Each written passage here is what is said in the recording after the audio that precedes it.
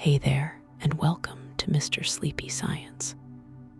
Tonight, we're traveling back through time.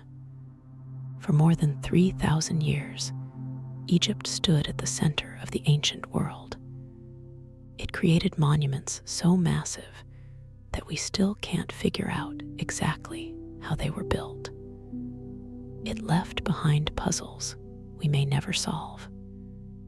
This was where kings turned into gods, where whole cities lived and died by the Nile's rhythm, and where people tried to outsmart death itself. Every grain of sand holds a story, some we've uncovered, but many are still out there waiting. Tonight, we're stepping into that world. From the shine of a golden funeral mask to the Sphinx's shadow at dawn. From forgotten cities under the desert to the stars that showed pharaohs the way. These are 100 pieces of a civilization that won't fade away. And before we start, if these quiet, thoughtful journeys help you relax or give you a peaceful end to your day, think about liking and subscribing, or just drop your thoughts in the comments. It helps other people find their way here too, one sleepy person at a time. All right, let's get started. Mummification could take up to 70 days. Keeping a body perfect for eternity was a complicated sacred ritual that lasted as long as 70 days. First, they'd take out the internal organs and preserve them separately while cleaning out the body cavity. Then the body was dried out using a natural salt called natron, which pulled out all the moisture and stopped it from rotting. This drying part could go on for 40 days or even longer. After it was dried, they'd rub oils on the body, wrap it in layers of fine cloth, and sometimes slip protective charms between the wrappings. Priests would say prayers the whole time, asking gods like Anubis to watch over everything. All this care showed they believed the body was where the soul lived, even after death, and that keeping it intact was necessary to enjoy the afterlife forever. The heart was considered the seat of thought and emotion. Unlike what we know today, the Egyptians believed the heart, not the brain, was where thoughts, memories, and feelings lived. They saw it as the core of who you were, holding your personality, your intentions, and your sense of right and wrong. When you were alive, the heart connected your physical body to your spiritual self. When you died, it became crucial for judgment. During mummification, they removed all the organs except the heart, which stayed in place or got replaced with a sacred charm if it was damaged. Losing your heart in the afterlife meant losing who you were completely. This belief shaped everything from medicine to religion, making the heart one of the most important parts of the body. The brain was removed because it was thought useless in the afterlife. Even though they were so careful about preserving the body, ancient embalmers treated the brain like it didn't matter. They believed it had no role in thinking or memory. That was all the heart's job. During mummification, embalmers pulled the brain out through the nose using hooked tools, sometimes turning it to liquid first. Then they'd rinse out the skull and fill it with resin or linen to keep its shape. This was done so consistently that hardly any mummies have brains left. Ironically, by throwing it away, the Egyptians accidentally took away something that could have told modern scientists a lot. But to them, keeping the brain wasn't necessary. What mattered was the heart, the body's outer form, spiritual protections needed to live forever. The weighing of the heart determined one's fate beyond death. In the Hall of Two Truths, the dead faced the biggest test of their existence, the weighing of the heart. The god Anubis put the heart on one side of a giant scale, balancing it against the feather of Mad, the goddess of truth and cosmic balance. If the heart was lighter than the feather, the soul was declared pure and allowed into the field of reeds, a paradise of endless abundance. If it was heavier, weighed down by wrongdoing, the heart got devoured by Ammit, a terrifying creature that was part lion, part crocodile, part hippopotamus. This destruction meant the soul would completely cease to exist. The scene was so important to Egyptian belief that it shows up in countless tombs and papyrus scrolls, a reminder to live by Mad's principles. The god Thoth was said to record the results of the judgment. During the weighing of the heart, the god Thoth, patron of writing and wisdom, stood ready to write down what happened.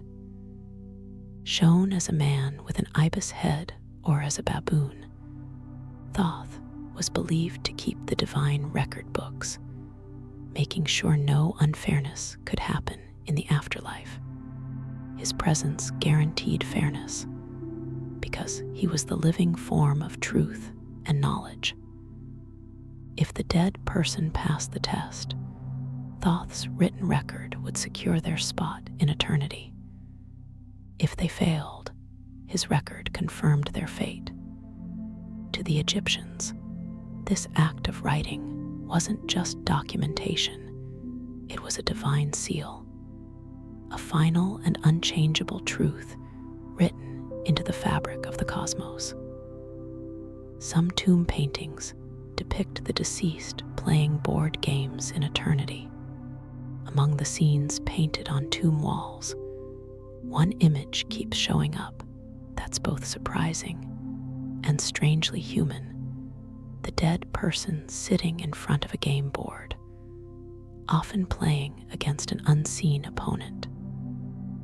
The game was usually Senet, a pastime people loved in life that also worked as a metaphor for the soul's journey through the afterlife. The board squares represented stages of the journey, some good, others dangerous. Winning the game meant arriving safely in paradise. By showing themselves mid-game, the tomb's owner expressed confidence in their ability to navigate eternity, and maybe also hope that, even in the afterlife, there'd be time for fun and play. The first pyramid was built for a king who was not yet called a pharaoh. Long before the word pharaoh became the title for Egypt's rulers, a king named Djoser commissioned something never seen before a pyramid. Built around 2670 BCE, the step pyramid at Saqqara was designed by his architect Imhotep and marked a turning point in architecture. Until then, kings were buried in flat-roofed structures called mastabas. Imhotep stacked these into a series of terraces, creating a monument that reached toward the sky. It wasn't just a tomb, it was a statement that Egypt's rulers were divine, their power eternal. Though smaller and rougher than the later pyramids at Giza, Djoser's stepped creation still stands today, over 4,500 years later, a weathered but unmistakable statement of ambition. It marked the birth of a tradition that would define Egypt's image for thousands of years. Ancient Egyptian temples were thought to be houses for the gods themselves. To the ancient Egyptians, the temple wasn't a place for people to gather. It was the actual home of a god. Each temple's innermost room, the sanctuary, held the god's statue, treated as if it were alive.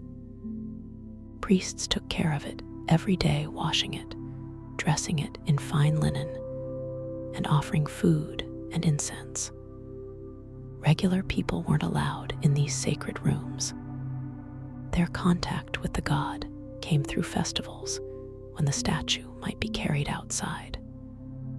The temple was designed as a symbolic journey, with each room leading deeper into the divine presence, decorated with scenes of creation and myth. Even the layout mirrored the world. The outer courts represented the human realm, the inner halls the heavens, and the sanctuary itself, the place where the god lived. To the Egyptians, the god truly lived there, and the temple was their eternal home. The pyramids were once covered in shining white stone. The pyramids we see today are weathered, their rough core blocks showing. But in their prime, they gleamed like jewels in the desert sun. Each was once covered in smooth, polished limestone casing stones that reflected light so brightly they could be seen from miles away. Ancient writings suggest the Great Pyramid shone like a gem under the midday sun, a dazzling beacon for travelers. Time and earthquakes knocked many of these casing stones loose, and later builders reused them for other projects. A few still remain at the base of the Great Pyramid, giving us a glimpse of its original perfection. Imagine standing in the Nile Valley 4,000 years ago, watching sunlight blaze from a geometric mountain of white stone, a sight meant not only to impress the living, but to guide the king's soul to join the gods in the afterlife. The Sphinx may have been painted in bright, vivid colors. Today, the Great Sphinx of Giza wears the same sandy color as the plateau around it, but evidence suggests it was once anything but plain. Traces of red pigment have been found on its face, hinting that the Sphinx may have been painted in vivid colors, a red face, maybe a blue or yellow headdress, and eyes lined with dark coal-like pigment. In the blazing Egyptian sun, this massive guardian would have been a striking, almost otherworldly figure, half lion, half human, and completely alive with color. Over thousands of years, wind and sand stripped away its painted skin, leaving the weathered limestone we know today. But imagining it in its original form changes it from a silent ancient ruin into a vibrant guardian watching over the pyramids, staring forever toward the rising sun. The Great Pyramid's alignment is more precise than many modern structures. The Great Pyramid of Khufu is aligned to true north with an accuracy of less than 1/20th of a degree, an achievement that still puzzles researchers. This precision was done without modern instruments, relying only on observations of the stars. One theory is that ancient surveyors tracked how certain stars rotated across the sky, marking the exact moment they aligned vertically to fix their direction. Over the pyramid's massive base, even a tiny mistake could have created a visible tilt. Yet the builders achieved remarkable perfection. The alignment may have held symbolic meaning too, connecting the pharaohs' eternal resting place to the cosmos. In a way, the pyramid wasn't just a tomb, it was a cosmic machine, rooted to the earth, but in perfect harmony with the heavens. Ancient Egyptians used a calendar based on the rising of a single star. Egypt's farming cycles were controlled by the yearly flooding of the Nile, and predicting that flood was a matter of survival. The key was the star Sirius. Each year, just before dawn in midsummer, Sirius would appear above the eastern horizon for the first time in months.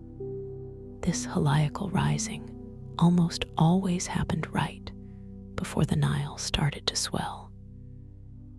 The Egyptians built a 365-day calendar around this celestial event, dividing the year into 3 seasons: inundation, growth, and harvest, each with 4 months of 30 days. 5 extra days were added for festivals, thought of as the birthdays of the gods. This Sirius-based calendar was so accurate that it drifted only slowly over centuries, proof of the Egyptians' skill in blending astronomy with daily life. They invented one of the earliest known writing systems. Hieroglyphic writing appeared in Egypt around 3200 BCE, making it one of the world's earliest scripts. This wasn't a simple system. It combined symbols for sounds, whole words, and abstract ideas, allowing for incredible flexibility. Initially used for grand inscriptions on temples, tombs, and stelae, hieroglyphs carried both practical and spiritual messages. The act of writing itself was considered magical, a way of making words live forever. Scribes trained from childhood held a high place in society because they alone could unlock this sacred skill. Over time, hieroglyphs evolved alongside other scripts, like the cursive hieratic used for everyday writing. But the beauty of the carved signs lasted for thousands of years. Each hieroglyph was a picture, but also more than a picture, a container for meaning across eternity.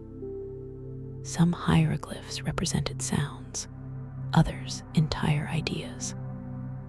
Unlike modern alphabets, Egyptian hieroglyphs were a hybrid system. Some signs stood for single consonant sounds like letters, while others represented combinations of sounds, and still others symbolized entire concepts or objects. A picture of a sun disk might be read as the word Ra or day, depending on context. This allowed for rich layers of meaning. A name could be spelled phonetically, illustrated symbolically, and reinforced with a determinative, a final sign clarifying its category. To read and write hieroglyphs, you had to master hundreds of these symbols, along with the nuances of their combinations. This complexity made literacy rare, reserved for scribes and priests. But it also made Egyptian inscriptions more than just text. They were art, language, and symbolism, all in one. Egyptian priests were also skilled astronomers. In ancient Egypt, religion and astronomy were impossible to separate. Priests watched the movements of the sun, moon, and stars, not only to keep calendars, but also to figure out the timing of rituals. Temple alignments often reflected celestial events like solstices or star risings, making sure sacred ceremonies happened at exactly the right moment. Certain constellations were linked to gods, and the night sky was imagined as the goddess Nut arching over the earth. Priests' astronomical skills were practical too. They helped with navigation on the Nile and helped predict the crucial flood. This knowledge, guarded within temple walls, reinforced the connection between the heavens, the gods, and the pharaoh's divine order. The ancient Egyptians had a word for eternity that appeared in tomb texts. The concept of eternity was central to Egyptian thought, and they had more than one word for it. One of the most profound was Jet, referring to an unchanging, timeless state, the kind of eternity the gods lived in. In tomb inscriptions, Jet often appeared alongside Nehe, a word for cyclical time, like the endless turning of the seasons. Together, they expressed a vision of forever that combined permanence with renewal. A king's tomb might promise that he would live for all Jet and all Nehe, meaning both unending and ever-renewing life. To the Egyptians, eternity wasn't a vague idea, it was a destination, a state of being, and a promise written into the very stones of their monuments. Ancient Egyptians brewed beer as a staple of daily life. Beer in ancient Egypt wasn't a luxury, it was a daily necessity.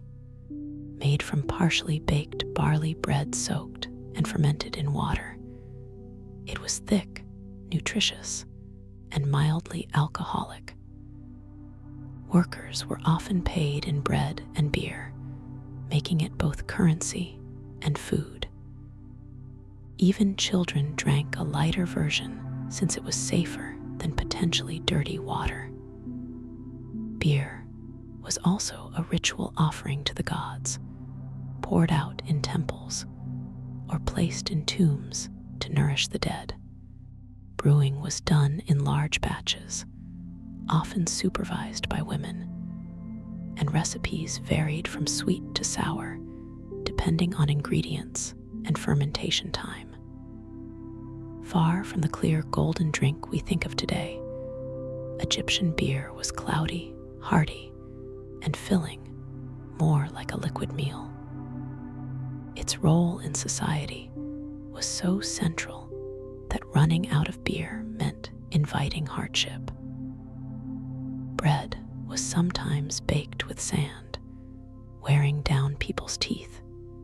Bread was Egypt's staple food, but the grinding process often introduced sand or grit into the flour. Grinders used stone querns, and over time, small fragments wore down into the meal. The result was bread that could be harsh on teeth, even for the wealthy. Mummies frequently show severe dental wear, abscesses, and cracked enamel not from neglect, but from a lifetime of chewing gritty bread. Despite this, bread remained essential, coming in countless shapes and recipes, from simple loaves to honey-sweetened treats for festivals. It was often baked in communal ovens, filling villages with the smell of warm grain. Bread and beer formed the basic diet of almost every Egyptian, from farmers to pharaohs. And while it kept people alive, it also slowly ground down smiles over the decades. The pharaoh was considered both king and god. In ancient Egypt, the pharaoh was more than a ruler. He was the living form of divine power. Seen as the son of the sun god Ra and the earthly version of Horus, the falcon-headed god of kingship, the pharaoh's authority was absolute. He was responsible for maintaining Mad, the cosmic order that kept the world in balance. In life, he was the link between the gods and the people. In death, he became fully divine, joining the gods in the afterlife. This dual identity was reinforced through ritual, temple inscriptions, and monumental architecture. Even the pharaoh's image carved into stone or cast in gold, was believed to hold spiritual power. To obey the pharaoh was to honor the gods themselves, and his role as both king and deity set Egypt apart from many other ancient civilizations. Some pharaohs wore false beards as a symbol of divinity. One of the most distinctive royal accessories in ancient Egypt was the false beard. Regardless of gender, pharaohs sometimes wore a stylized plaited beard during ceremonies to emphasize their divine status. The beard linked the ruler to Osiris, the god of the afterlife, who was often shown with a long, narrow chin adornment. These false beards were made of metal, often gold, and tied to the head with straps. Even female rulers like Hatshepsut were shown in statues and reliefs wearing them. It wasn't a fashion statement. It was a sacred emblem, a sign that the wearer wasn't merely human, but a god king or god queen ruling under divine authority. In portraits and statues, the false beard remains one of the clearest signals of Egypt's unique blend of political and spiritual power. Women could own property and conduct business in ancient Egypt. Unlike in many ancient cultures, Egyptian women enjoyed significant legal rights. They could own and inherit property, engage in contracts, and even start a divorce. Women could run businesses, manage estates, and appear in court as legal equals to men. Wealthy women sometimes acted as landowners and patrons, funding temple offerings or commissioning art. While political power stayed largely in male hands, exceptions existed. Queens and high priestesses wielded real influence. This relative gender equality was rooted in the concept of mad, which emphasized balance in all things. In daily life, this meant women could participate in the economy and society more freely than in Greece or Rome centuries later. These freedoms made Egyptian society remarkably advanced in its approach to women's legal status. The famous Cleopatra was not fully Egyptian by blood. Cleopatra VII, the last active ruler of the Ptolemaic kingdom of Egypt, is often thought of as quintessentially Egyptian. In truth, she descended from Greek Macedonian rulers who had taken control after Alexander the Great's conquest. The Ptolemaic dynasty maintained Greek language, customs, and political structures, even as they ruled over an Egyptian population. Cleopatra, however, set herself apart by embracing Egyptian culture more fully than her predecessors. She was the first of her dynasty to speak the Egyptian language and presented herself as the goddess Isis in religious ceremonies. This blending of Greek heritage with Egyptian tradition made her a unique figure, a bridge between two worlds and a ruler who understood the symbolic power of claiming Egypt's ancient identity as her own. Some pharaohs married their siblings to preserve royal bloodlines. Royal marriages in ancient Egypt often followed rules unfamiliar to us today. To preserve the purity of the divine bloodline, pharaohs sometimes married their sisters or half-sisters. This practice echoed the mythology of the gods, such as Isis and Osiris, who were both siblings and spouses. While such unions were typically political, ensuring the throne stayed within the immediate family. The pharaoh still maintained other wives and concubines. Not every ruler followed the custom, but when they did, it reinforced the pharaoh's god-like image and kept royal lineage tightly controlled.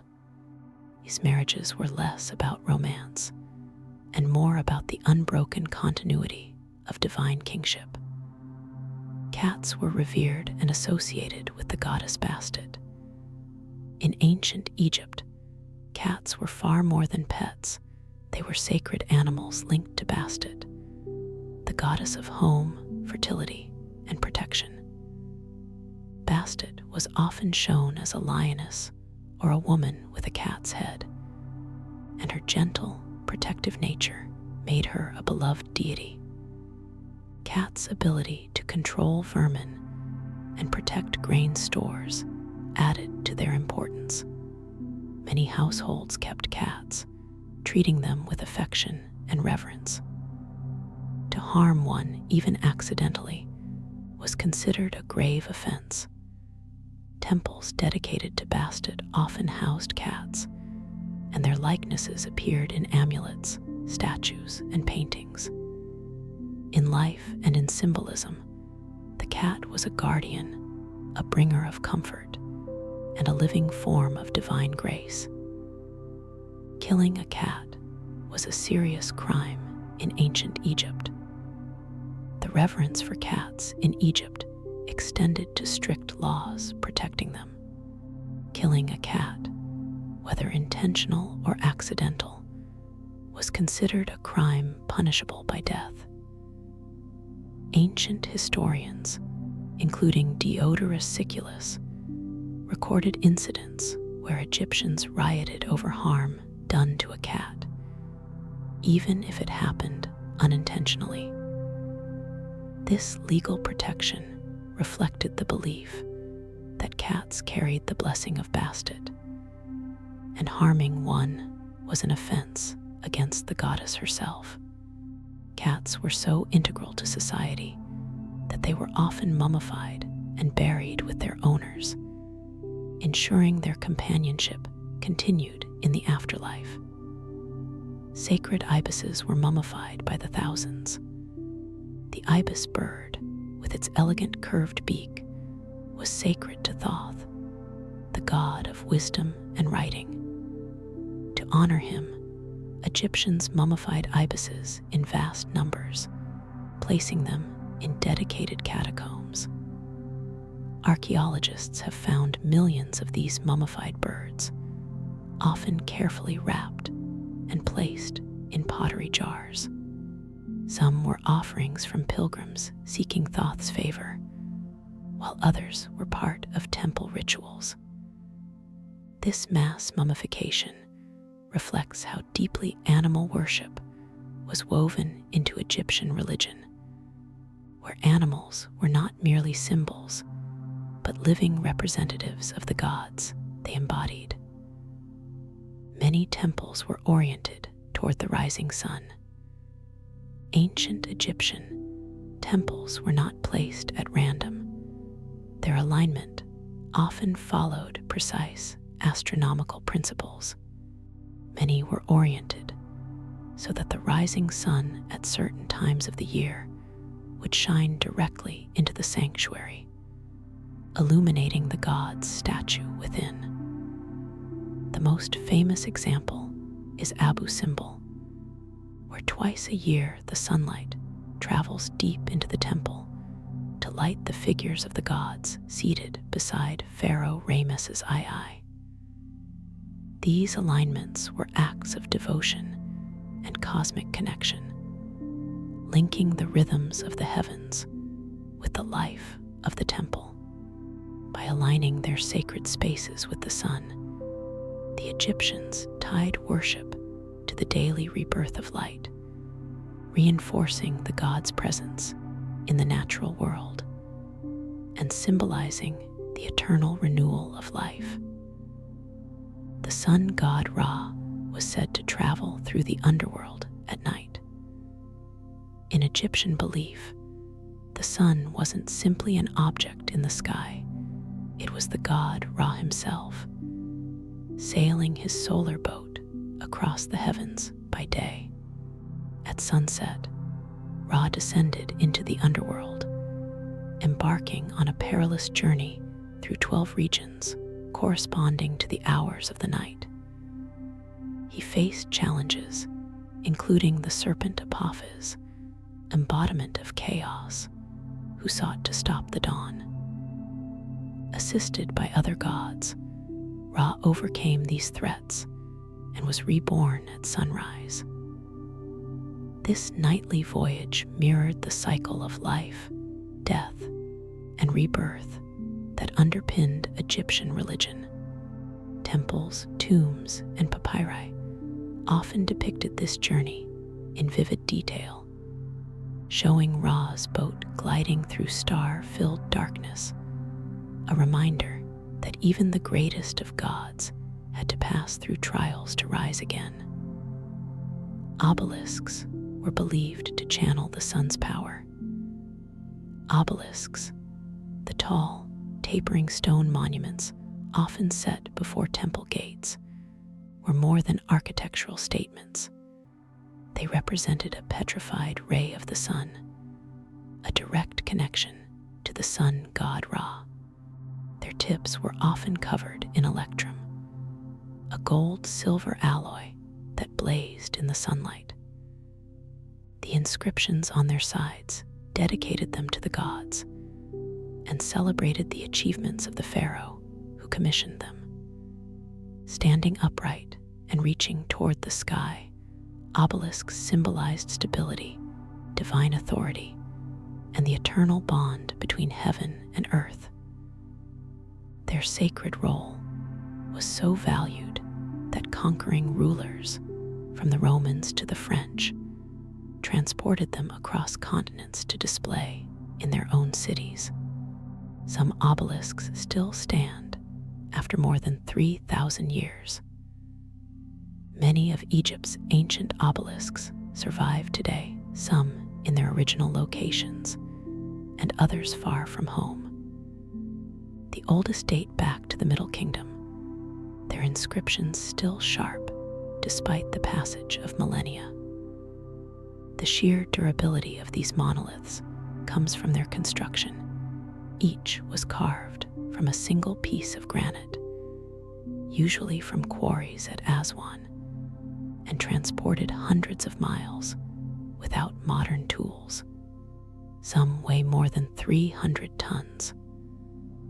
Their survival is a testament to both the skill of Egyptian stonemasons and the cultural significance of the monuments themselves. Whether casting shadows on temple courtyards or standing in modern capitals like Paris and London, they remain silent witnesses to the power and artistry of ancient Egypt. The ancient Egyptians practiced a form of dentistry. Dental health was a serious challenge in ancient Egypt thanks to a diet filled with gritty bread and fibrous plants. Archaeological evidence shows that some Egyptians attempted dental treatments, including drilling into teeth to relieve abscesses. Writings in medical papyri describe remedies for toothaches, such as rinses made from herbs, honey, and beer. Replacement teeth have been found in mummies, though it's unclear if they were functional or ceremonial. While their understanding of dental science was limited, these early attempts at treatment reveal a willingness to experiment and a recognition of oral health's importance, especially for a society where speaking, eating, and ritual purity all held spiritual significance. Surgical tools have been found in tombs. Archaeologists have uncovered bronze scalpels, needles, forceps, and even probes among the treasures of Egyptian tombs. These tools suggest that physicians in ancient Egypt were skilled in practical surgery, treating injuries from labor, warfare, and daily life. Ancient medical papyri described procedures like stitching wounds, setting broken bones, and draining abscesses. Surgery was often combined with incantations and offerings to the gods, reflecting the Egyptian belief that physical and spiritual health were intertwined. While not all procedures would have been painless or effective by modern standards, the craftsmanship of the tools themselves, finely made and carefully stored, shows that surgery was a respected and organized practice. They had remedies for common ailments like toothache and baldness. Egyptian medical papyri record hundreds of treatments for ailments ranging from headaches to hair loss. Remedies blended practical herbal medicine with magical incantations, ensuring both body and spirit were addressed. For toothaches, a paste of crushed herbs and honey might be applied directly to the gums. For baldness, concoctions made from fats of various animals were rubbed into the scalp, accompanied by prayers. Many ingredients like garlic, onion, and fig are still valued today for their medicinal properties. Though some prescriptions seem strange to us now, they reveal a culture deeply invested in healing, one that saw illness not as an inevitability, but as a condition that could be treated through both earthly and divine means. Perfumes and oils were a vital part of daily rituals. Scent played a powerful role in Egyptian life. Perfumes and aromatic oils were used for both personal grooming and religious ceremonies, often made from flowers, herbs, and resins blended into fragrant ointments. The wealthy anointed themselves with scented oils daily, while priests used them to purify statues of the gods. Certain scents like frankincense and myrrh were considered offerings in themselves, burned in temples to please the divine. Perfume making was a skilled craft, and some recipes were closely guarded secrets. In the afterlife, perfumes and oils were placed in tombs to ensure the deceased remained fragrant and pleasing for eternity. Makeup was worn by men and women alike. In ancient Egypt, cosmetics were not purely about beauty. They were a matter of health and protection. Men and women used makeup daily, applying red ochre to lips and cheeks, and dark pigments around the eyes. These pigments were believed to ward off evil spirits and protect against the sun's glare. Makeup was so essential that even the poorest Egyptians might have a small pot of kohl. The act of applying it was as much ritual as it was routine, blending aesthetics, practicality, and spiritual protection into a single gesture.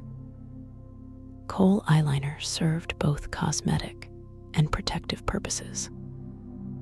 Kohl, made from ground minerals like galena, was used to create the iconic almond-shaped eye outline seen in Egyptian art. Beyond its striking look, kohl reduced glare from the sun and acted as an insect repellent. Modern studies suggest it also had antibacterial properties, helping to prevent eye infections. The design itself echoed the Eye of Horus, a powerful symbol of protection and healing. Thus, kohl was not just decoration, it was a protective charm worn on the body, a visible connection between beauty and divine safeguarding. Ancient Egypt had professional mourning women. Funerals in ancient Egypt could be elaborate, emotional affairs, and some families hired professional mourners to express grief on their behalf. These women, often highly skilled in ritual lamentation, would wail, tear their hair, and beat their chests, imitating the goddesses Isis and Nephthys mourning Osiris. Their performance wasn't just theatrical, it was a sacred duty meant to help guide the soul of the deceased safely to the afterlife. The more prominent the funeral, the more mourners might be present, their cries echoing through the streets and into the tomb. Scenes of these women appear in tomb paintings, frozen mid-gesture, showing that their role was both a public display of loss and a deeply symbolic reenactment of divine mourning. Tomb robbery was punished with death.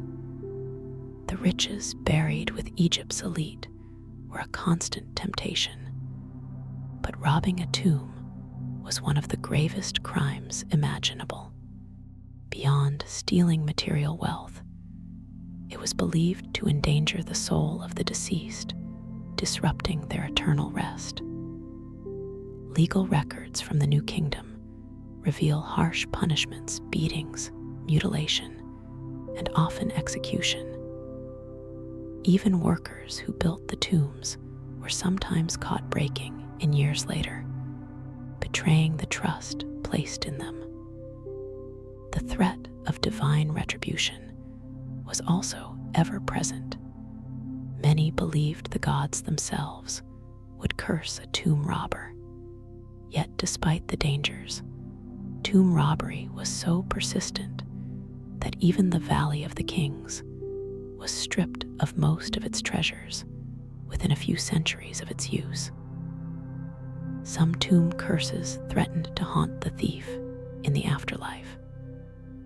To protect their resting places, some Egyptians inscribed curses on tomb walls or doorways. These warnings promised misfortune to anyone who dared to disturb the dead, from loss of wealth and health to eternal torment. One Old Kingdom tomb warns, "He who shall enter here without right, I shall seize his neck like a bird." Others threatened divine judgment, ensuring the offender would be denied burial and wander forever. While some scholars think these curses were more symbolic deterrents than actual superstition, their presence shows the importance of safeguarding the eternal peace of the tomb's occupant. Even in death, the ancient Egyptians took security seriously. Hidden chambers still lie undiscovered beneath the sands. Despite centuries of excavation, Egypt still holds secrets. Modern scanning technology has revealed anomalies in pyramids and tombs that may be undiscovered rooms or passageways. In the Great Pyramid, a mysterious void above the Grand Gallery was detected in 2017, sparking debate about its purpose.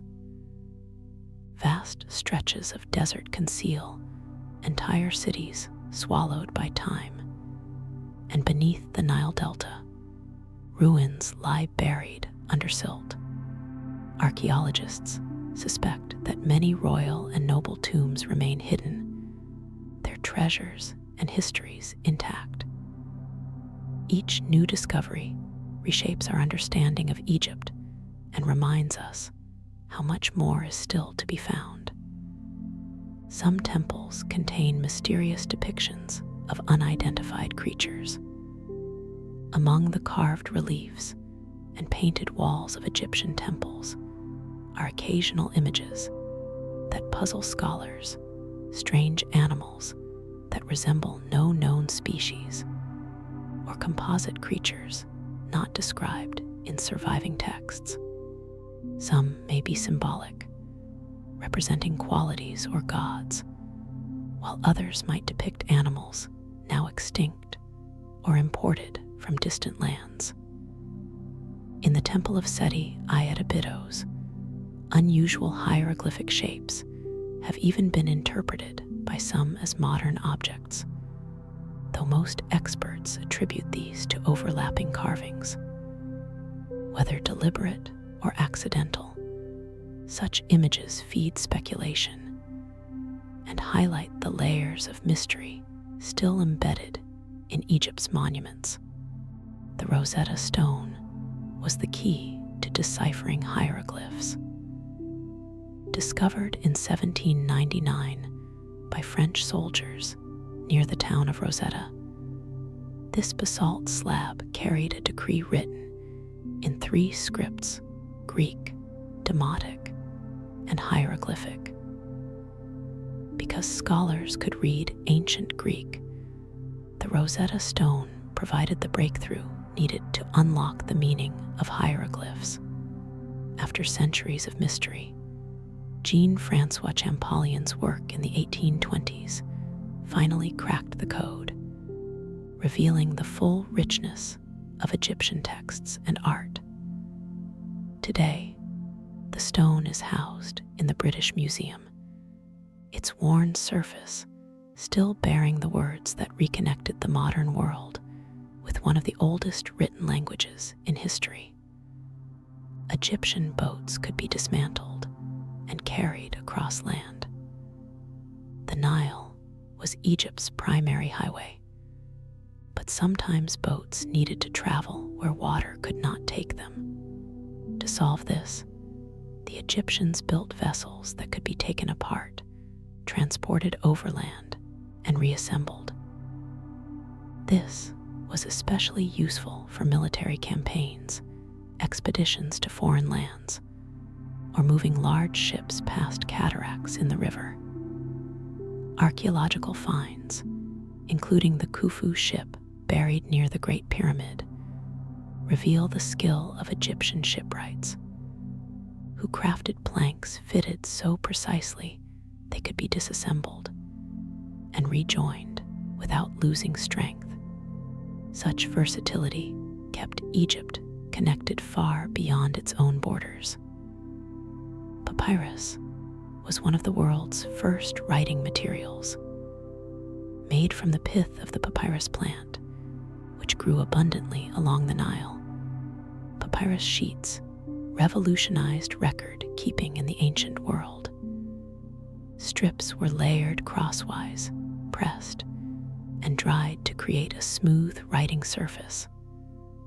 Lightweight and portable, papyrus replaced heavier clay tablets and allowed for the easy storage of scrolls.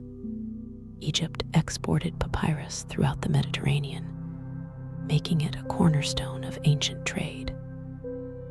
Many papyrus documents have survived thousands of years in Egypt's dry climate, preserving literature, legal records, medical texts, and personal letters, a written legacy of a civilization that prized the power of the written word.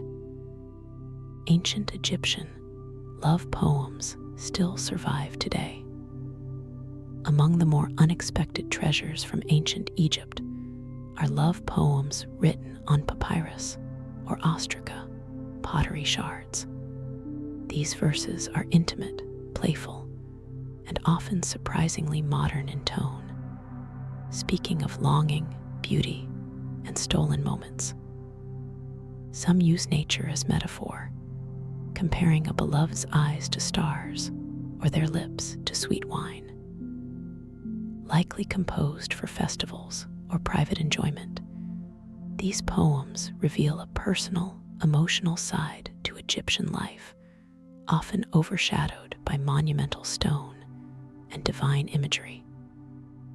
They remind us that beneath the grandeur, Egyptians loved and desired much as we do today. Music was believed to have magical properties. Music in ancient Egypt was not just entertainment, it was a force with the power to heal, bless, and protect.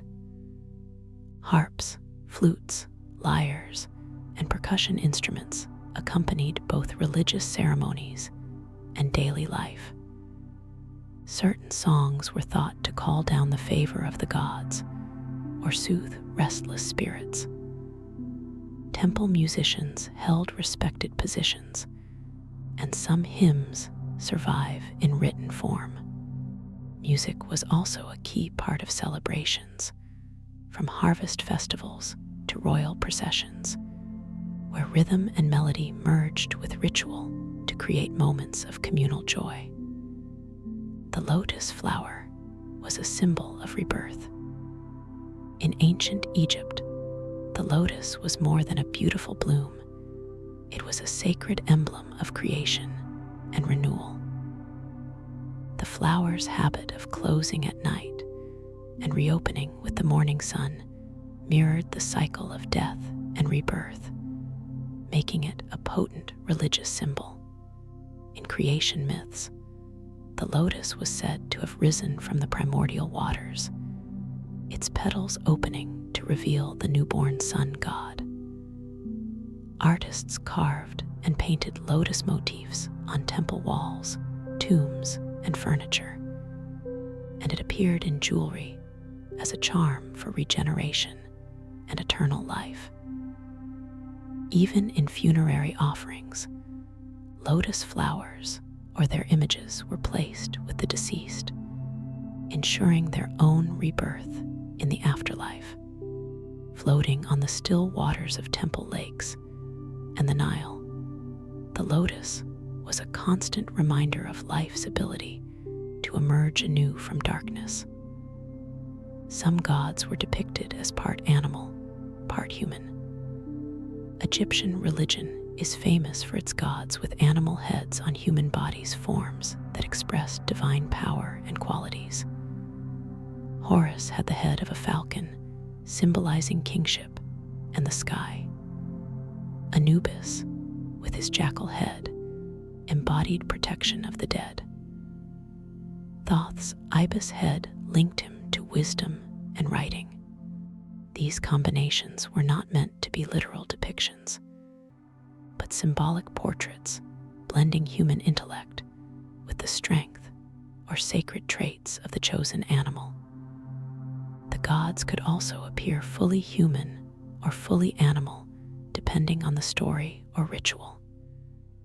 This fluidity of form reflected the belief that deities existed beyond human constraints, capable of revealing themselves in whatever shape best expressed their essence and role.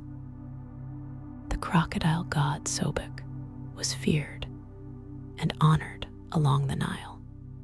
The Nile was home to many crocodiles, powerful and dangerous creatures that inspired both fear and reverence.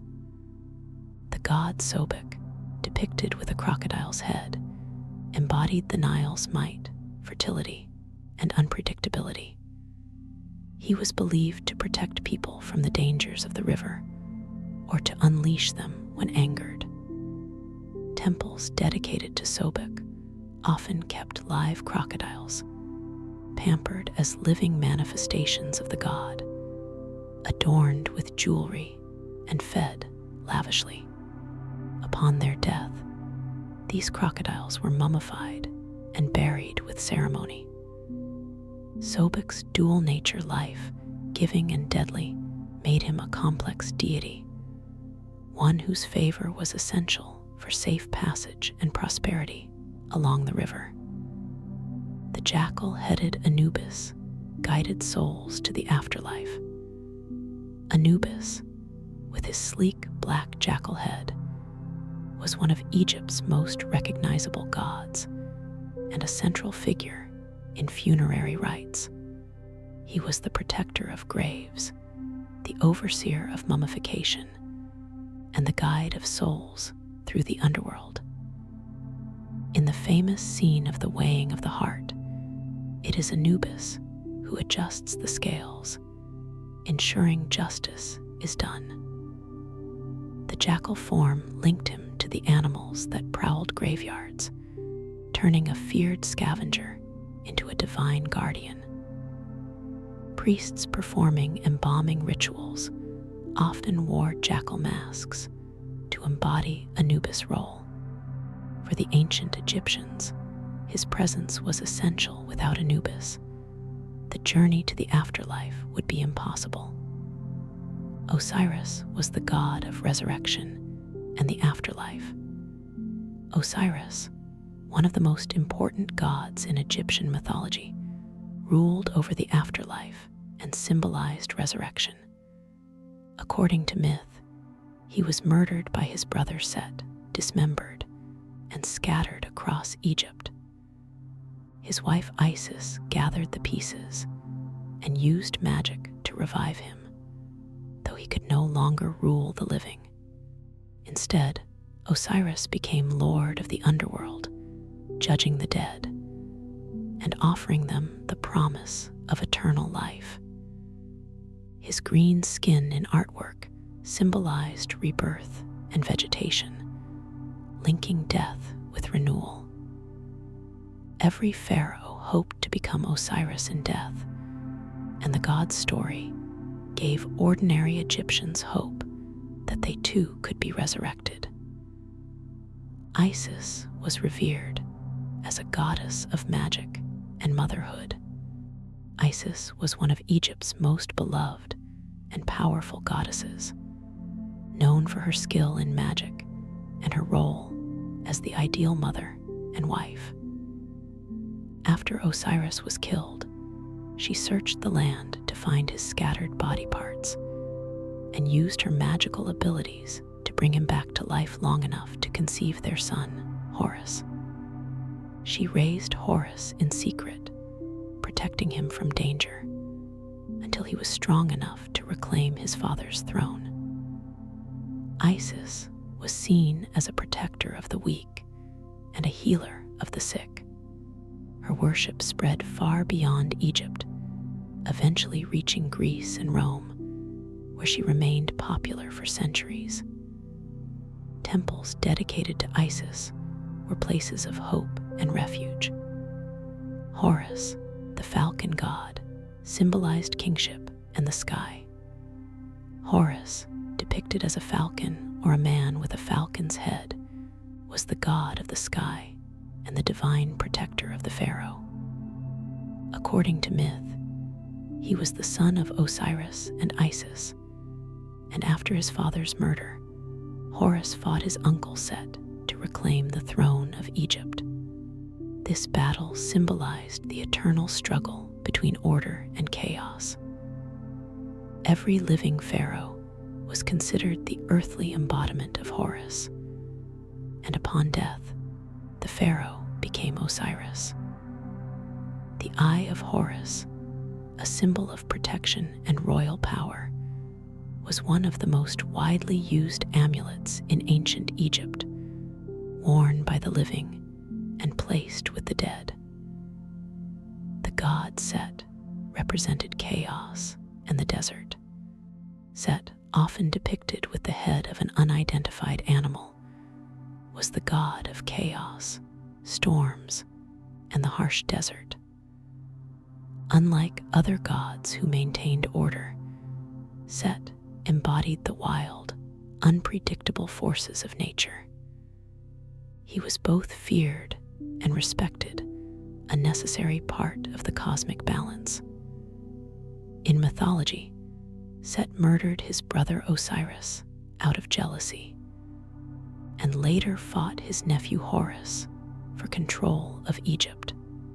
Though often cast as a villain, Set also had a protective role, defending Ra's solar boat from the serpent Apophis each night. His character was complex, neither purely good nor evil, reflecting the Egyptians' understanding that chaos, like order, had its place in the world. The Nile was considered a gift from the gods. The Nile River was the lifeblood of ancient Egypt, and its annual flooding was seen as a divine blessing. Without the flood, crops would fail and famine would follow. The Egyptians believed the flood was controlled by the god Hapi, depicted as a well-fed man with a large belly symbolizing abundance. Each year, as the waters rose and deposited rich black silt across the fields, it renewed the land and made agriculture possible. The Nile divided Egypt into two distinct regions: the fertile black land along the river and the barren, red land of the desert. This stark contrast shaped Egyptian identity and reinforced the belief that the river was a divine gift that sustained all life.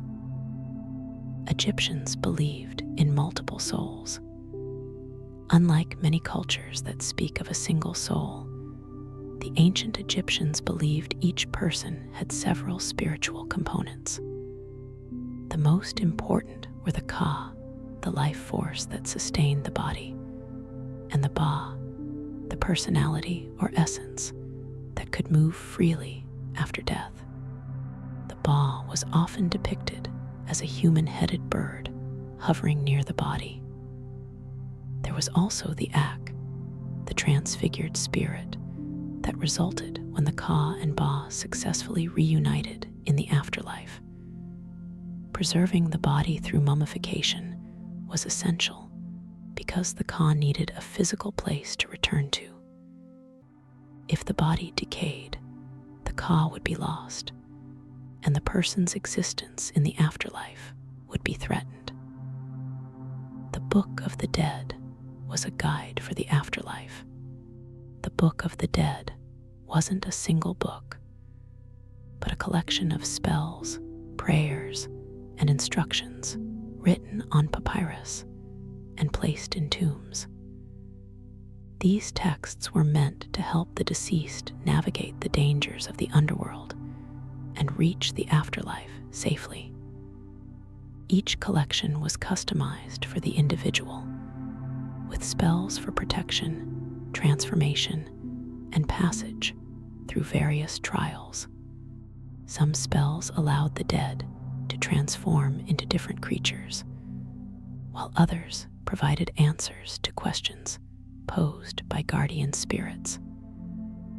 Illustrations often accompanied the text, showing scenes like the weighing of the heart. Wealthier Egyptians could afford elaborate, beautifully illustrated copies, while poorer individuals might have simpler versions or just a few key spells. Amulets were placed on mummies for protection. During mummification, priests carefully placed amulets between the layers of linen wrapping the body. Each amulet served a specific protective or empowering purpose. The scarab beetle, representing rebirth, was often placed over the heart. The Eye of Horus offered protection and healing.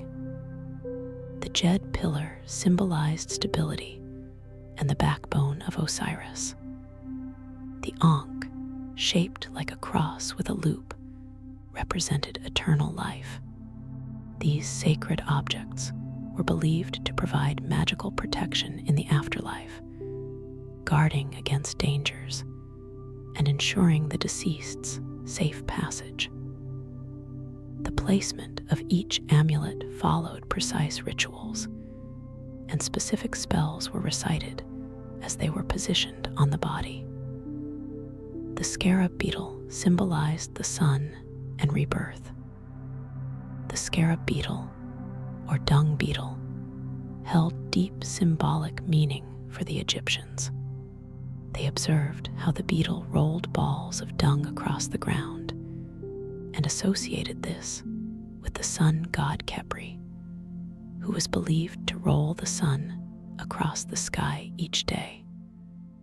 The beetle also laid its eggs in dung balls, and when the larvae emerged, it seemed like spontaneous creation, a powerful symbol of rebirth. and transformation. Scarab amulets were extremely popular, worn by the living for protection, and placed with the dead to ensure resurrection.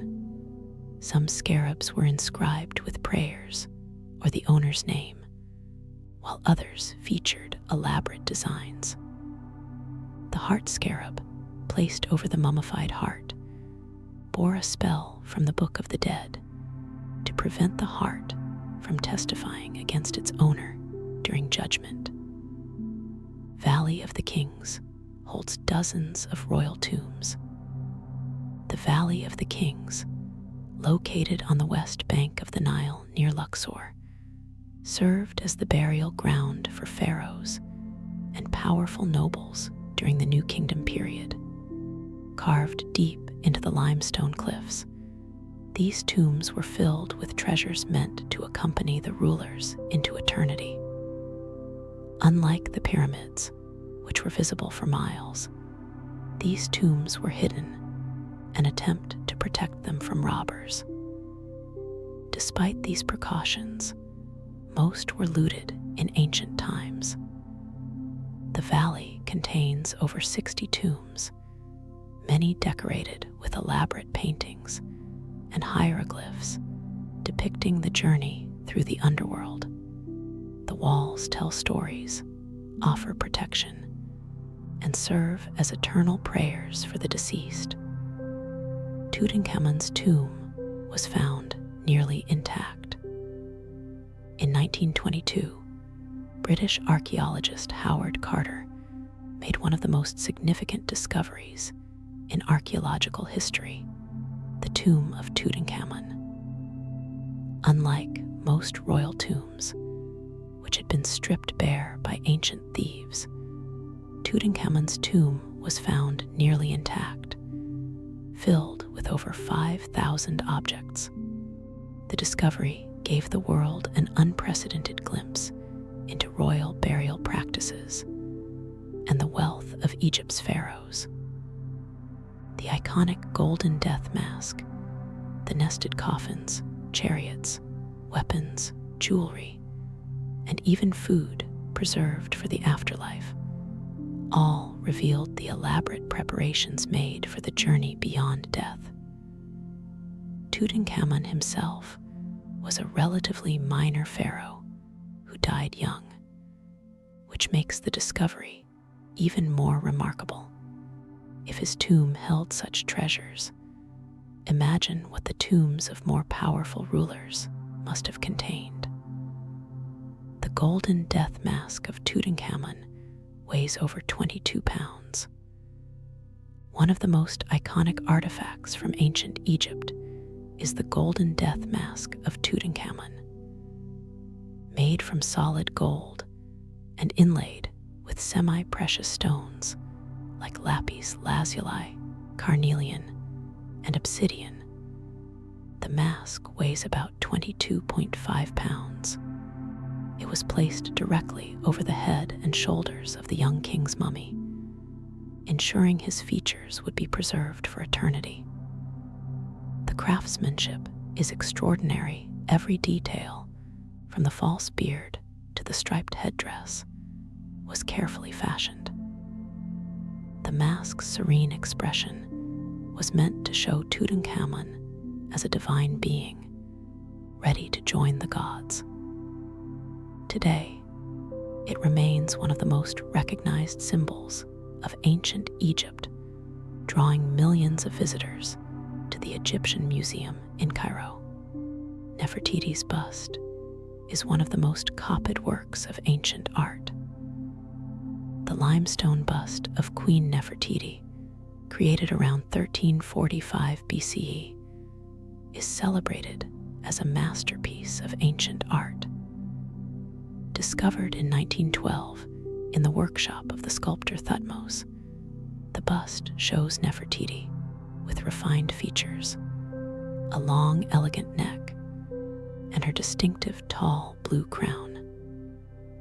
The level of detail and the lifelike quality of the sculpture have made it an enduring symbol of beauty and power. one eye socket remains empty, and scholars debate whether this was intentional or the sculpture was simply unfinished. Today, the bust is housed in Berlin's News Museum and has become one of the most reproduced images in art history, appearing on everything from posters to fashion designs. Ramesses II built more monuments than any other pharaoh. Ramesses II, also known as Ramesses the Great, ruled Egypt for 66 years and left behind more monuments and statues than any other pharaoh. His reign was marked by ambitious building projects, including the magnificent temples at Abu Simbel, the Ramesseum, and additions to the temples at Karnak and Luxor. He ordered colossal statues of himself to be erected throughout Egypt, and his name appears on countless monuments, some of which he actually took credit for by inscribing his cartouche over earlier rulers' names. Ramesses II wanted to be remembered forever, and he succeeded his legacy as Egypt's greatest builder and warrior king has endured for over 3,000 years. Abu Simbel was carved directly into a cliff face. The temple complex at Abu Simbel, built by Ramesses II, is one of ancient Egypt's most impressive achievements.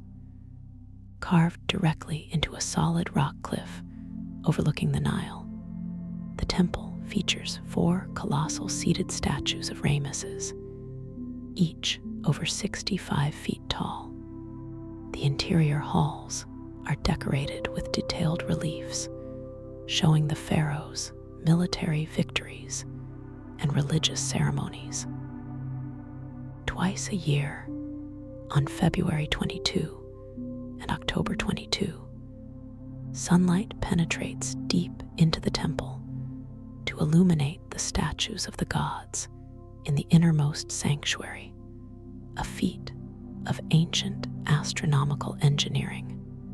In the 1960s, when the construction of the Aswan High Dam threatened to submerge the temple, an international effort carefully cut it into blocks and relocated it to higher ground, preserving this wonder for future generations. Karnak Temple is one of the largest religious complexes ever built. The Karnak Temple complex near Luxor is a sprawling collection of temples, chapels, and pylons built and expanded over 2,000 years, dedicated primarily to the god Amun-Ra. Karnak served as the most important religious center in ancient Egypt during the New Kingdom. The Great Hypostyle Hall alone contains 134 massive columns, some reaching heights of 70 feet, arranged in 16 rows. Walking through the hall feels like entering a stone forest, with sunlight filtering through the gaps and illuminating hieroglyphs that cover every surface. Successive pharaohs added their own contributions, each trying to outdo their predecessors.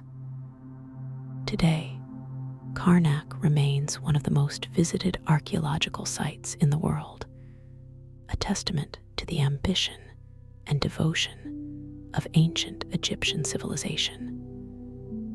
Hieroglyphs were carved into every available surface in temples. Egyptian temples were covered in hieroglyphic inscriptions on walls, columns, ceilings, and doorways. These weren't just decorative, they were prayers, offerings, historical records, and magical spells meant to honor the gods and ensure the temple's eternal function.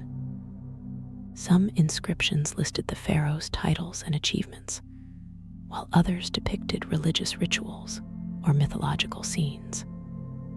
Every surface had a purpose, and the act of carving the symbols was itself a sacred offering. Priests and visitors could read the temple like a book, understanding the stories and messages encoded in stone.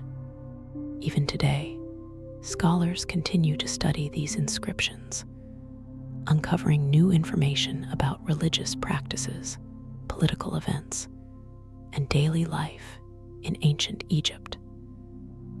Ancient Egyptians believed in a cosmic order called Mad. Mad was the fundamental concept that held Egyptian society together. It represented truth, justice, balance, and cosmic order. The goddess Mad, depicted with an ostrich feather on her head, personified these principles.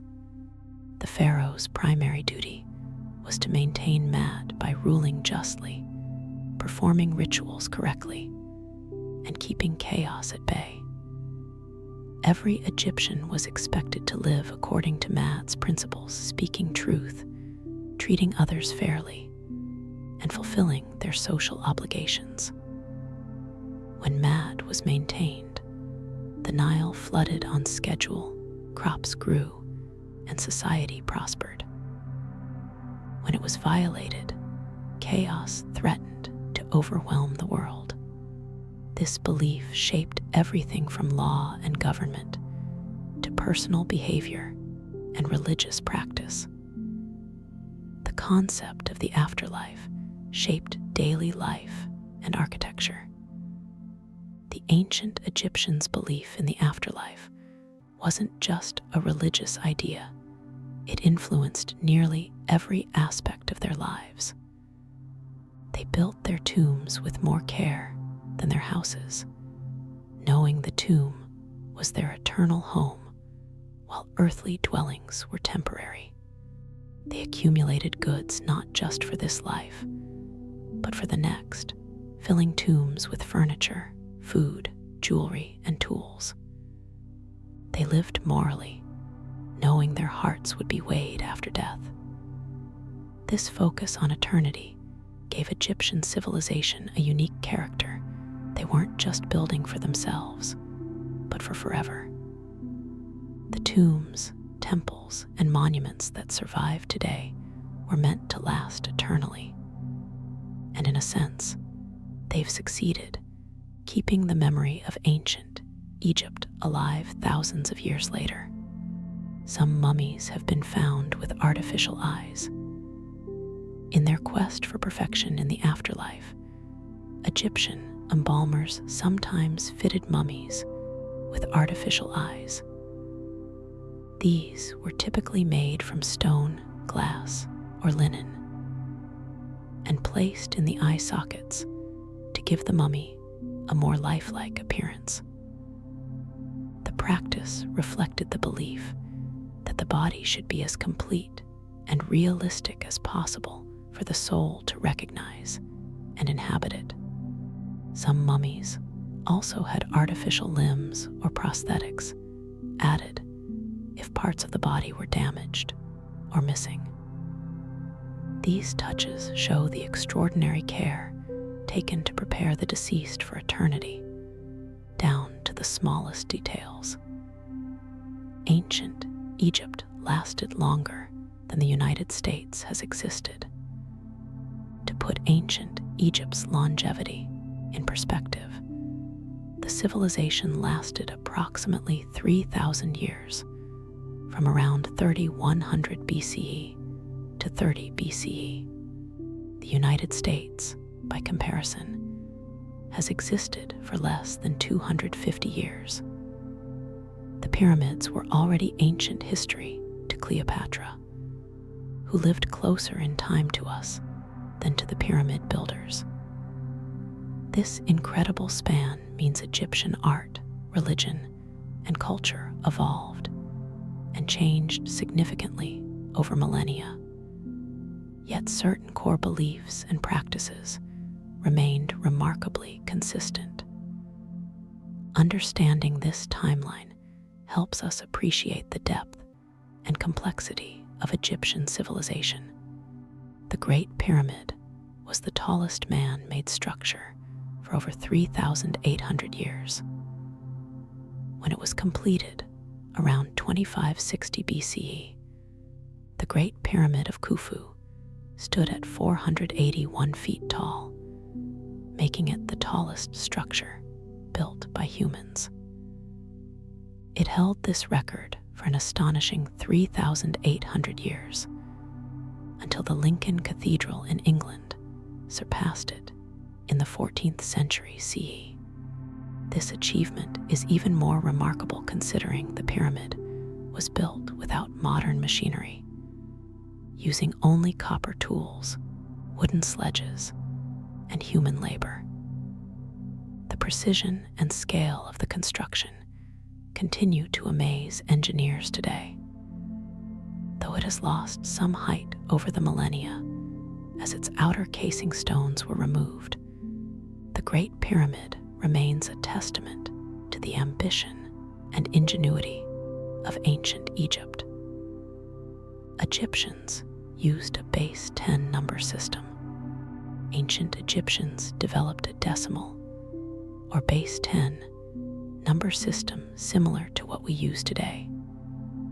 They had specific hieroglyphs for the numbers 1, 10, 100, 1,000, 10,000, 100,000, and 1 million. To write a number, they simply repeated the appropriate symbols. For example, 3 strokes meant 3, while 3 heel bones meant 30. This system allowed them to perform complex calculations needed for construction projects, tax collection, and trade. They understood fractions, geometry, and basic algebra, which they applied to practical problems like calculating the volume of granaries or the slope of a pyramid's sides. Mathematical papyri that survive today show that Egyptian scribes were skilled problem solvers. They calculated the area of a circle with remarkable accuracy.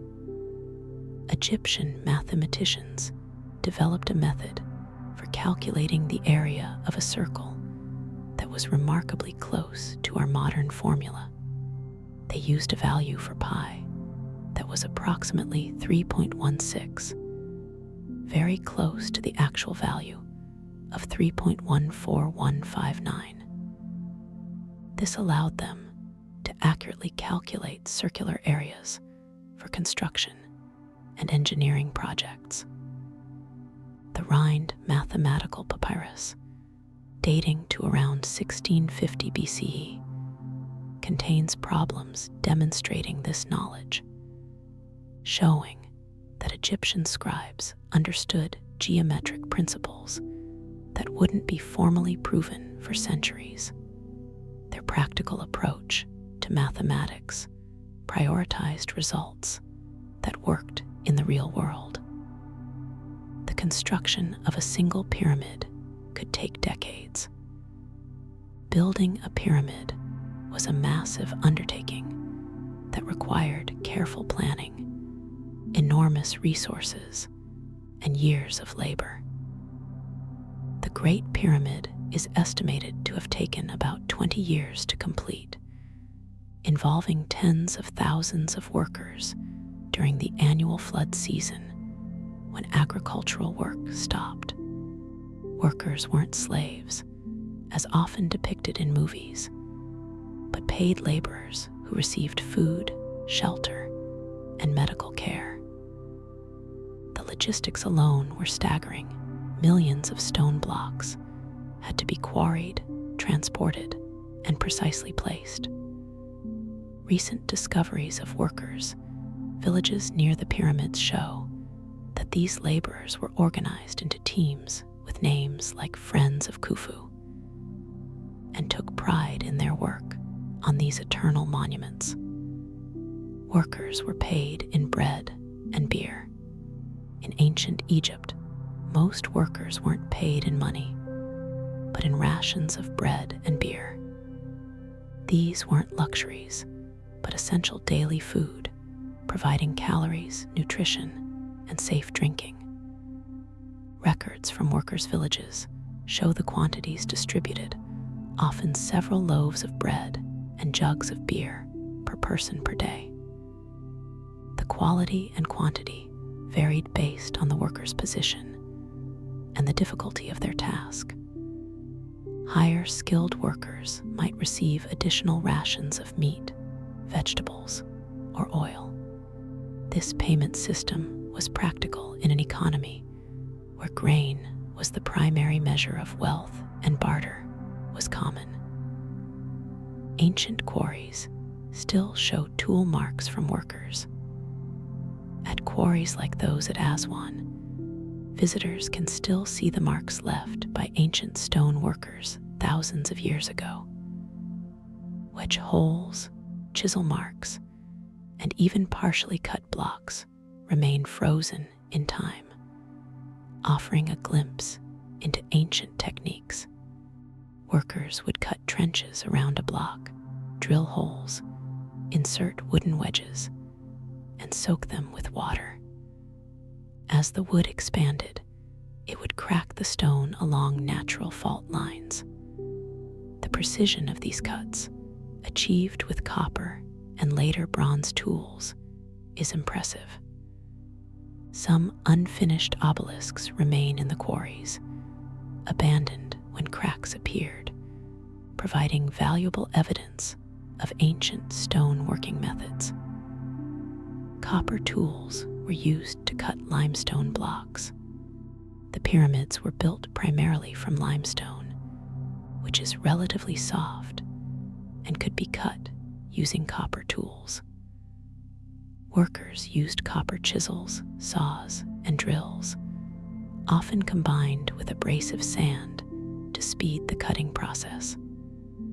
For harder stones like granite, they employed dolerite pounders, extremely hard stone hammers used to pound away at the surface. The copper tools wore down quickly and had to be constantly resharpened or replaced, requiring a steady supply of metal. The fact that such massive monuments were built with these relatively simple tools makes the achievement even more remarkable. Ramps may have been used to move blocks up the pyramid. One of the enduring mysteries of pyramid construction is how massive stone blocks, some weighing several tons, were raised to great heights. The most widely accepted theory involves ramps, either straight ramps built alongside the pyramid, spiral ramps wrapping around it, or internal ramps within the structure itself. Archaeological evidence supports the use of ramps for other large construction projects in Egypt. Workers likely dragged blocks on wooden sledges, possibly wetting the sand in front to reduce friction. Recent experiments have shown this method could work, though the exact technique remains debated. What's clear is that Egyptian engineers solved complex logistical problems with remarkable ingenuity. The workforce likely used a system of levers and rollers. Beyond ramps, ancient Egyptians probably employed levers, rollers, and rockers to move and position heavy stones. Wooden levers could shift blocks incrementally, while log rollers allowed them to be moved more easily across flat surfaces. Archaeological evidence includes discoveries of wooden tools and depictions in tomb paintings showing such techniques.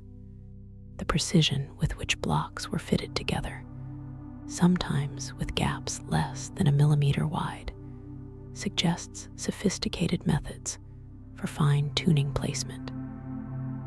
This combination of simple machines and skilled labor allowed Egyptians to accomplish what seems impossible by modern standards without machinery. Egyptians had professional titles for various occupations. Ancient Egyptian society was highly organized, with specific titles for countless professions. Beyond scribes and priests, there were architects, engineers, doctors, musicians, artists, brewers, bakers, jewelers, and many more. Each profession had its own hierarchy and training system.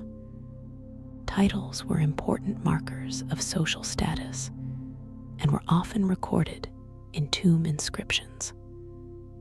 Some titles were hereditary, passed from father to son, while others required specialized training. This occupational diversity reflects a complex society with a sophisticated economy that went far beyond farming and pyramid building. Scribes held one of the most respected positions in society. In a world where most people couldn't read or write, scribes were essential. They recorded everything: taxes, legal documents, religious texts, business transactions, and royal decrees. Becoming a scribe required years of training, starting in childhood, learning hundreds of hieroglyphs, and practicing on broken pottery before graduating to expensive papyrus. Scribes were exempt from manual labor and taxation, making it a highly desirable career.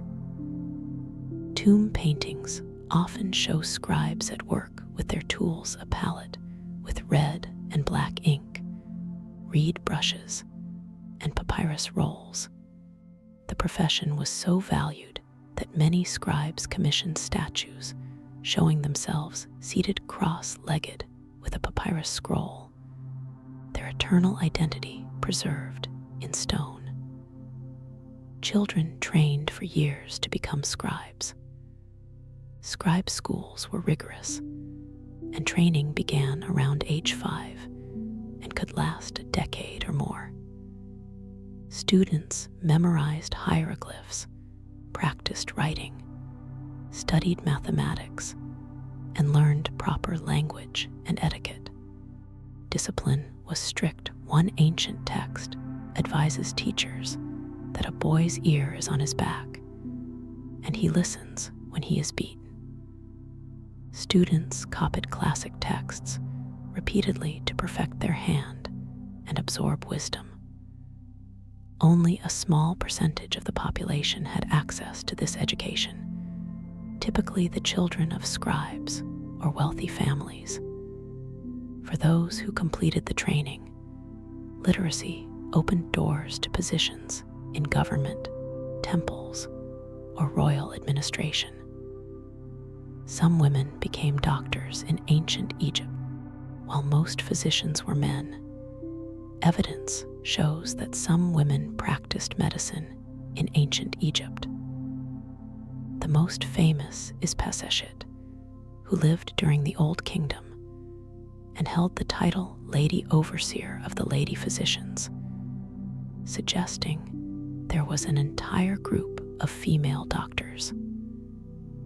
Women often specialized in treating other women, particularly in matters related to childbirth and gynecology. Medical papyri include treatments for various women's health issues, and some female practitioners may have also served as midwives.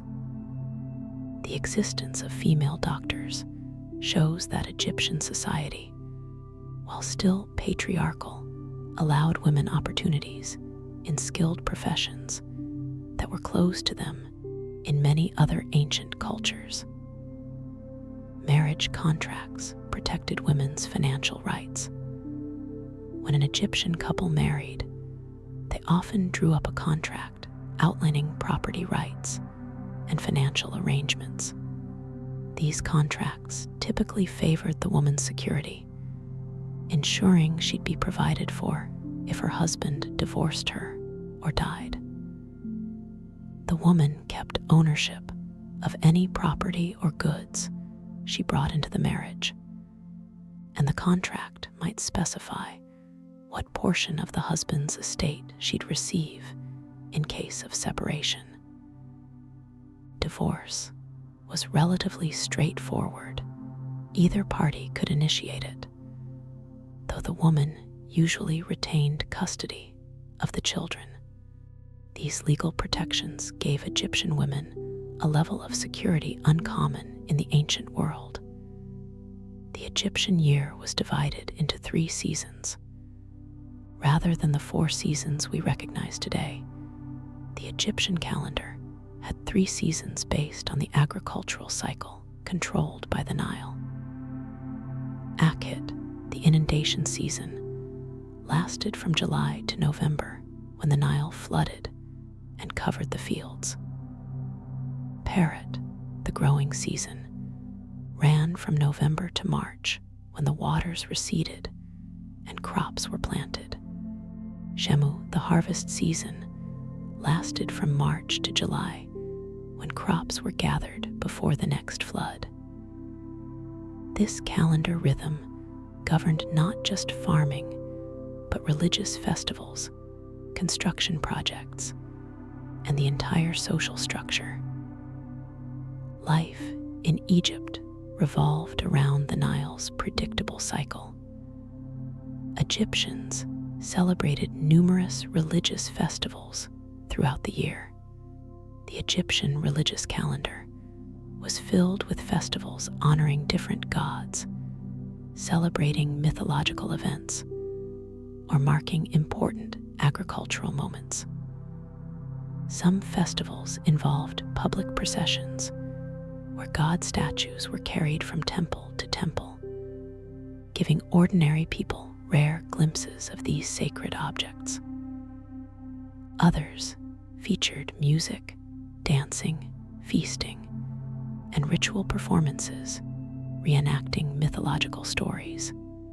The Apit festival at Thebes, for example, lasted several weeks and celebrated the renewal of the pharaohs' divine power.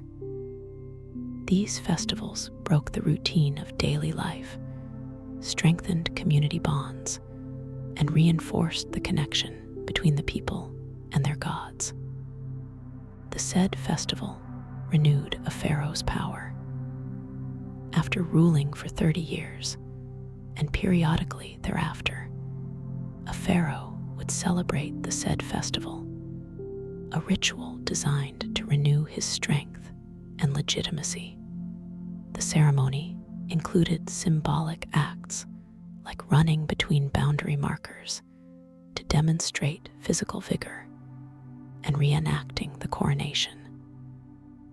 The pharaoh would receive tributes from regions throughout Egypt, reaffirming his authority over the unified kingdom.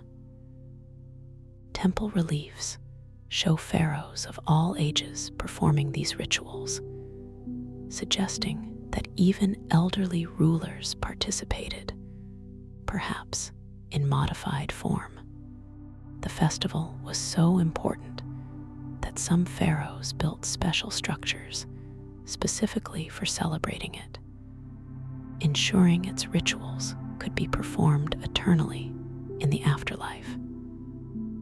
Ancient Egypt was sometimes divided into 2 kingdoms. Before unification around 3100 BCE, Egypt consisted of 2 distinct regions, Upper Egypt in the south and Lower Egypt in the north, names that seem backward because they refer to the Nile's flow. Upper Egypt, closer to the river's source, was symbolized by the white crown and the lotus flower. Lower Egypt, near the Mediterranean delta, was represented by the red crown and the papyrus plant. Even after unification, pharaohs bore the title Lord of the 2 lands and wore the double crown combining both colors. This duality appeared throughout Egyptian symbolism, reflecting the importance of balance and the achievement of bringing two distinct regions into one powerful civilization. The pharaoh's crown was actually several different crowns. The pharaoh didn't have just one crown, but several, each with its own symbolism and ceremonial purpose. The white crown, or hejet, represented Upper Egypt. The red crown, or deseret, symbolized Lower Egypt. The double crown, or pishent, combined both, showing the pharaoh's rule over the unified kingdom.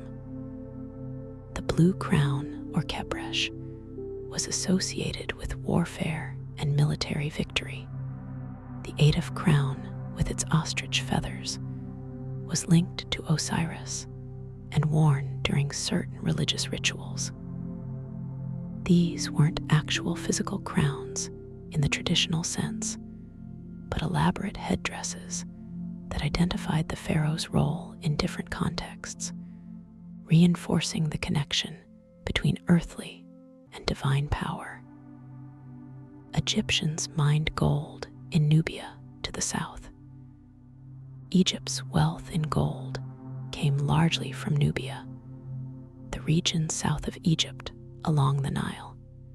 The name Nubia may derive from Nub, the Egyptian word for gold. Mining expeditions traveled into harsh desert terrain to extract the precious metal from quartz veins. Gold was so abundant that it became Egypt's primary material for jewelry, royal regalia, and temple decorations. The metal's resistance to tarnish made it symbolically perfect for representing the eternal nature of the gods and pharaohs. Control of Nubian gold mines was a strategic priority, and Egypt maintained military outposts and fortresses to secure access to this vital resource. Trade routes connected Egypt to distant lands. Though Egypt was relatively isolated by deserts, it maintained extensive trade networks reaching far beyond its borders. Ships sailed the Mediterranean to trade with Crete, Greece, and the Levant. Caravans crossed deserts to reach sub-Saharan Africa, bringing back ivory, ebony, and exotic animals. Trade routes extended east to the Red Sea and beyond to the land of Punt, possibly modern-day Somalia or Yemen, source of precious incense like frankincense and myrrh. These exchanges brought not just goods, but ideas, influencing Egyptian art, technology, and culture, while spreading Egyptian influence throughout the ancient world. Frankincense and myrrh were highly prized imports. Frankincense and myrrh, aromatic resins from trees that grew in distant lands like Punt and Arabia, were among Egypt's most valued imports. These precious substances were burned as incense in temples, filling the air with fragrant smoke believed to please the gods and carry prayers to the heavens. They were also used in mummification, perfumes, and medicines. The resins were so valuable, they were sometimes worth more than gold, and expeditions to obtain them were major undertakings commemorated in temple reliefs. The journey to Punt was particularly celebrated, with Queen Hatshepsut's temple at Deir el-Bahari showing detailed scenes of ships bringing back incense trees to be planted in Egypt. Hatshepsut was one of Egypt's few female pharaohs. Hatshepsut began her reign as regent for her young stepson Thutmose III, but she eventually took the full title of pharaoh, ruling Egypt for over 20 years during the 18th dynasty. To legitimize her position, she adopted traditional male pharaonic symbols, including the false beard, and commissioned propaganda claiming divine birth as the daughter of the god Amun. Her reign was marked by peace, prosperity, and ambitious building projects, including her magnificent mortuary temple at Deir el-Bahari. After her death, someone, possibly Thutmose III, attempted to erase her legacy by defacing her images and removing her name from monuments. Despite this, enough evidence survived to recognize her as one of ancient Egypt's most successful rulers. Egypt fought wars with neighboring kingdoms, though often remembered for its monuments and culture. Ancient Egypt was also a military power that fought numerous wars to defend its borders and expand its influence. The Hyksos invasion during the Second Intermediate Period led to eventual expulsion and military reforms. Thutmose III conducted 17 military campaigns, pushing Egyptian control deep into the Levant. Ramesses II fought the Hittites at the Battle of Kadesh, one of the largest chariot battles in history, which ended in what might be history's first recorded peace treaty. These conflicts required maintaining a professional army, developing weapons and tactics, and building a network of fortresses along Egypt's frontiers. Chariots revolutionized Egyptian warfare. The introduction of the horse-drawn chariot, likely adopted from the Hyksos invaders around 1650 BCE, transformed Egyptian military tactics. Chariots provided speed and mobility on the battlefield, allowing archers to rain arrows on enemy forces while staying out of reach. Egyptian chariots were lightweight, built for 2 men, a driver and an archer, and crafted with precision from wood, leather, and sometimes gold decoration for royal models. Chariot warfare became a symbol of pharaonic power, and kings were often depicted in temple reliefs standing in their chariots, trampling enemies beneath their wheels. The chariot corps became an elite military unit with specialized training and high social status. Bows and arrows were primary weapons. The bow was the most important weapon in the Egyptian arsenal, evolving from simple wooden bows to powerful composite bows made from layers of wood, horn, and sinew. These composite bows, adopted from Near Eastern designs, could shoot arrows with tremendous force and accuracy over long distances. Egyptian archers were feared throughout the ancient world. Infantry soldiers also carried spears, axes, and later bronze swords. Shields made of wood and leather provided defense.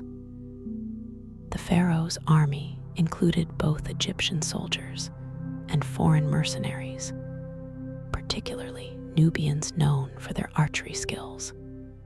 Military equipment found in tombs and depicted in temple art shows the evolution of Egyptian weapons technology over the centuries. Egyptian soldiers were often rewarded with land. Successful military service could lead to significant rewards in ancient Egypt. Soldiers who distinguished themselves in battle might receive the Gold of Valor, a ceremonial necklace presented by the pharaoh.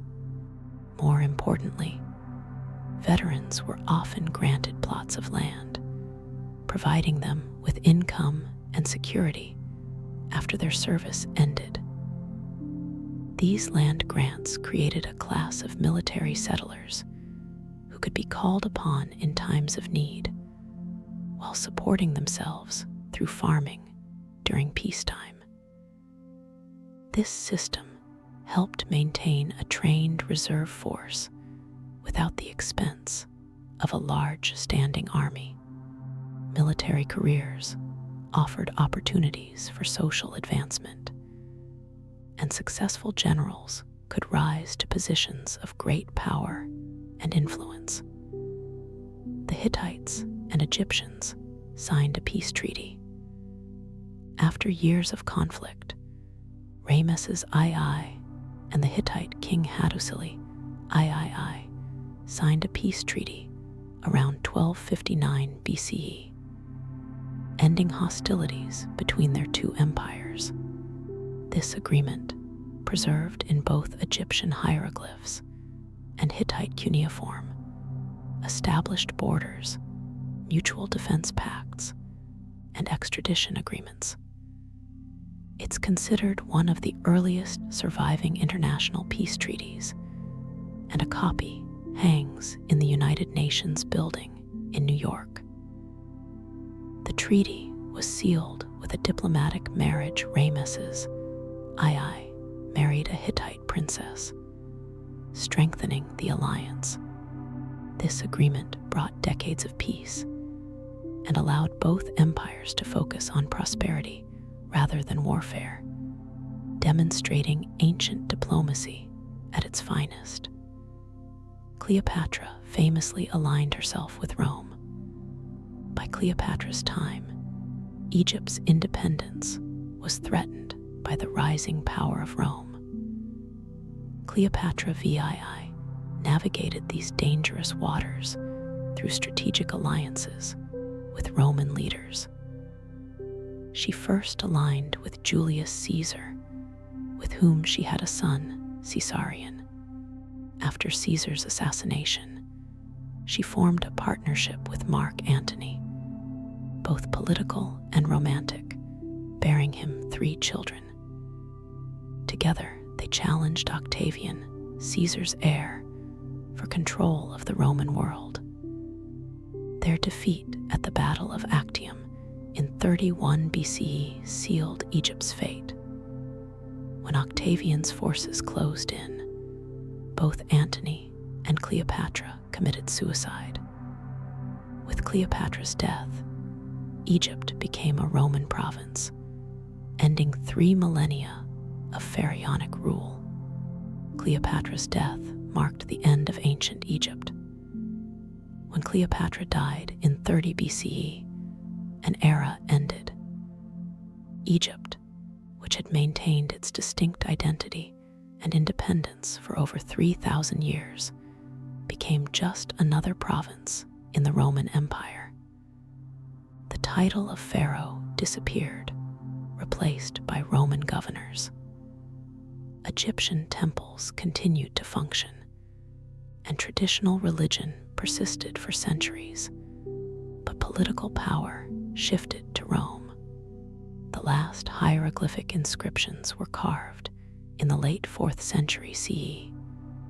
As Christianity spread and ancient traditions faded, Cleopatra, a Greek-descended queen who embraced Egyptian identity, served as the final bridge between the ancient world and the new. Her death marked not just the end of a dynasty, but the closing of one of history's longest-running civilizations. Many Egyptian artifacts remain undiscovered. Despite over 2 centuries of systematic archaeology, Egypt continues to reveal secrets. New tombs are discovered regularly, sometimes by accident when building roads or structures.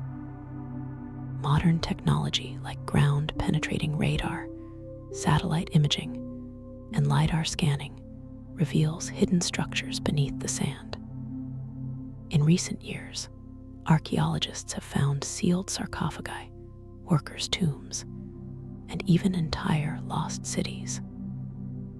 vast deserts and the Nile Delta's thick silt hide countless artifacts. Many experts believe the greatest discoveries may still lie ahead, including possibly the tomb of Alexander the Great or undiscovered pharaonic burials.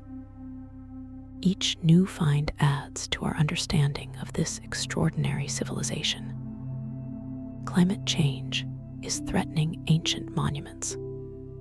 Modern challenges threaten Egypt's ancient heritage. Rising groundwater levels caused by irrigation and the Aswan Dam seep into temple foundations, causing stones to crumble.